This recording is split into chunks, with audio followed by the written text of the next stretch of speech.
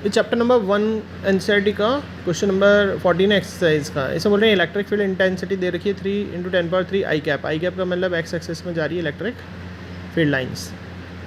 और बोल रहे हैं कि कोई जो एरिया है वो वाई जेड प्लेन, ये वाई और जेड का प्लेन हो गया, इसके पैरेलल है, मतलब वाई जेड प्लेन पे पड़ा हुआ है ऐसा मान लेते हैं।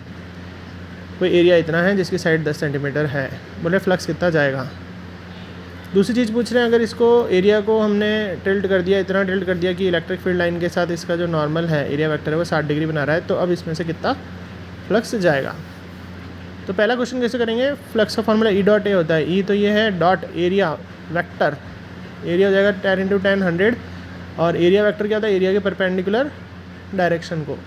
तो परपेंडिकुलर एक्स एक्सिस में आ रही है, एक्स एक्सिस के लिए यूनिट वेक्टर आई कैप लगा दिया। तो एरिया वेक्टर है तो वेक्टर दिखाना तो पड़ेगा किस डायरेक्शन में है, तो एरिया की डायरेक्शन क्या है, आई कैप। ठीक है, ये एरिया वेक्टर का होगा, एरिया के परपेंडिकुलर डायरेक्शन को एरिया वेक्टर कहते हैं, जो कि हमें दिख रहा है एक्स एक्सिस में। एक्स एक्सिस के लिए हम आई कैप लिखते हैं। अब 3 × 10³ को इस 100 से मल्टीप्लाई कर देंगे, लेकिन सेंटीमीटर स्क्वायर को मीटर स्क्वायर में बदलने के लिए 10⁻⁴। आई कैप डॉट आई कैप होता है 1।